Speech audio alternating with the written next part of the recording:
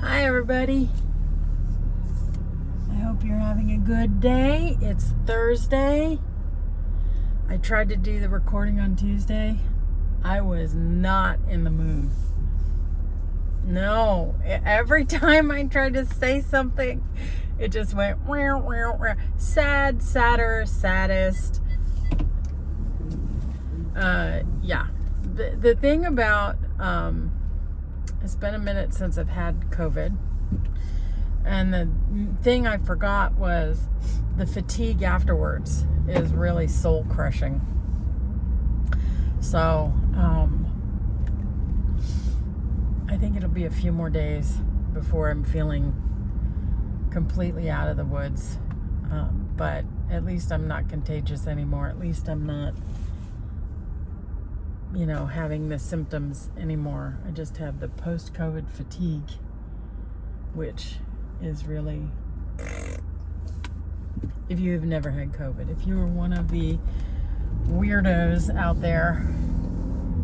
My mother's never had COVID, but she stays at home a lot, and she's in her 80s, so I'm kind of relieved she's never had it. Although at this point, if she's going to get it, now is better than then.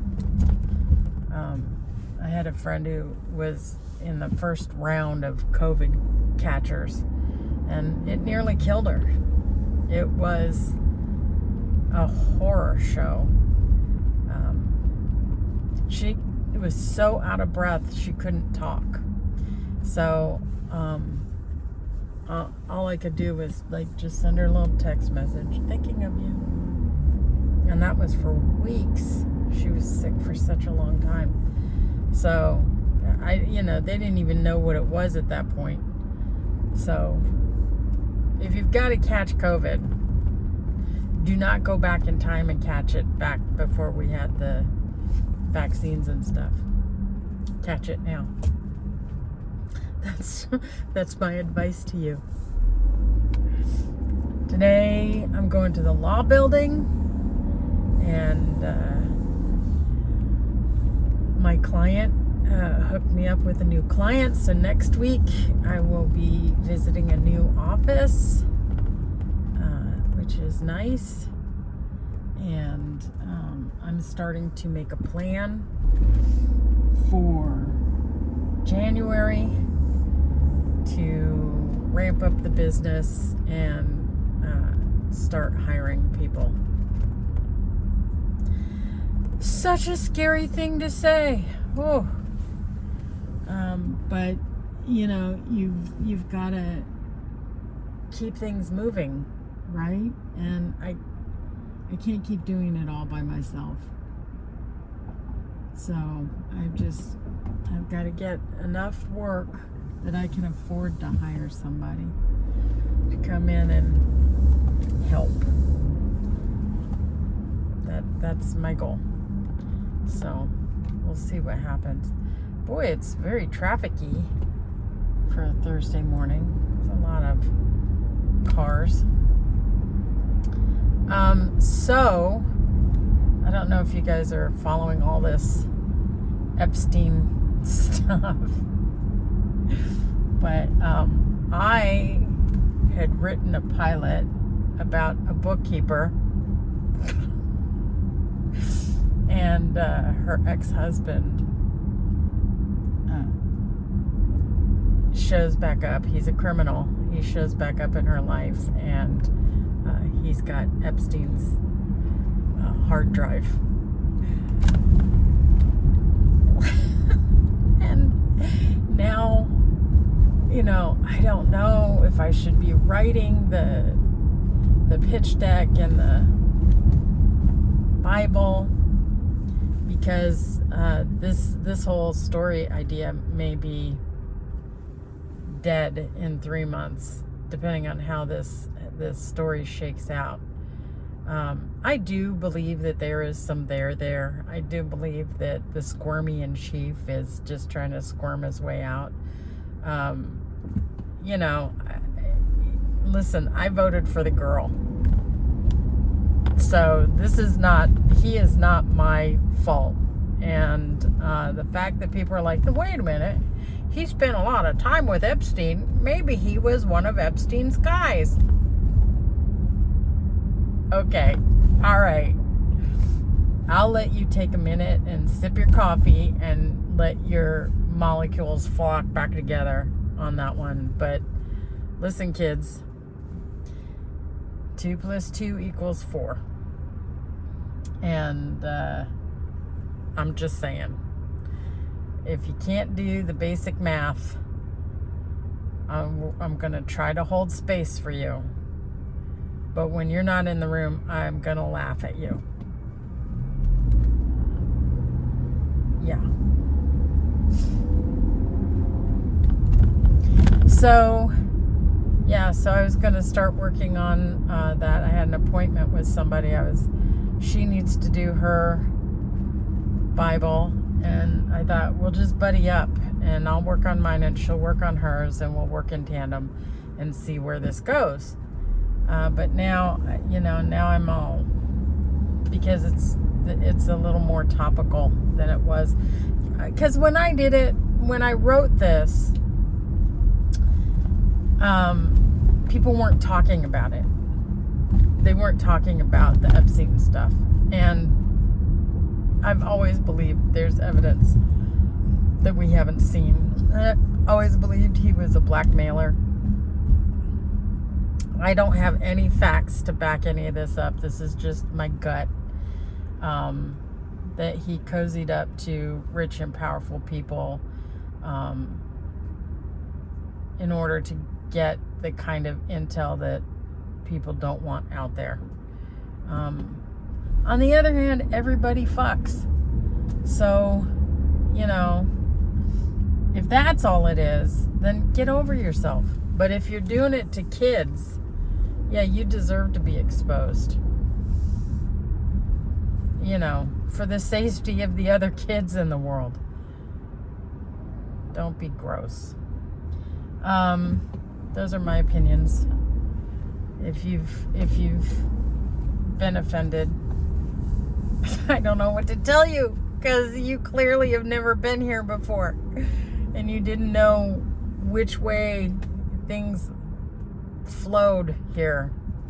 But there you have it. So now you know where I stand on silly nonsense. Although, what the victims went through is not silly, and it's not nonsense. But this weird hula dance he's doing, this whole ignore the man behind the curtain thing, Toto didn't buy it, and eventually the American public isn't going to either. So yeah, I'm very, very tired. I don't want to do anything. But the other problem is I'm so tired I can't sleep. So that's just the general fatigue happening, and I don't enjoy it. And it will go away. I gotta keep telling myself that it will go away. This is very unusual. So far, everybody's making full stops on the no stop street. Well, we still have half the street to go. There's still time for people to be jerks. So don't be disappointed. We can still count how many people roll through the stop signs. Yeah, so it's a little weird, kind of a little off my rhythm this week. And I'll probably be off my rhythm next week too. And then hopefully everything will be back to normal. My get out of the house plan obviously was thwarted by being sick. But I have a lunch appointment next week, or I think the week after. And I'm setting up a coffee appointment for next week. So I'm I'm really proud of that commitment, and it was an easy one to make. To just find one day a week to get out, see somebody, have some interaction with other human beings. That plan seems to be coming together. So that's good. I hope that, if you're having, loneliness, that you're finding a way to push through. But I got to tell you, from my experience, people are really happy to, grab a sandwich, grab a coffee. I think loneliness is at epidemic levels. I think that I'm not the only one recovering from the pandemic lockdown loneliness. So maybe pick up the phone and text somebody. It's like, hey, it's so-and-so. It's been a minute. How do you feel about pizza and beer? How do you feel about grabbing a coffee? How do you feel about going to the ball game? Make it as strenuous or non-strenuous as you want. But for my part, the Get Out of the House campaign seems to be working pretty well. I'm satisfied. No good parking. Oh, maybe there will be. Oops, there we go. I just got one of these. I'm on the 2-hour side. I'm only gonna last 2 hours. So anyway, yeah, get out of the house. Go see somebody. Go see one person. That's what I tell myself. That's why I'm here. I'm so tired. I thought, maybe you just go tomorrow. And I thought, and then you have to have this whole mental wrestling experience all morning tomorrow. You've had it today. You've had it once this week. The mental, I don't want to go out thing. And this, just take care of it. Just get it over with. So that's why I'm here. And I'm going to pay for 2 hours of parking instead of 4. Because I got a 2-hour spot, not a 4-hour spot. And I'm probably only good for 2 hours. So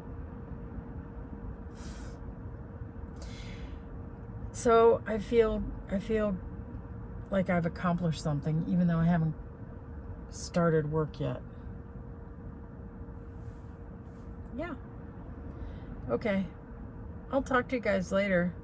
Thanks for joining me on this little quickie of a drive-in chat. And I'll catch up with you again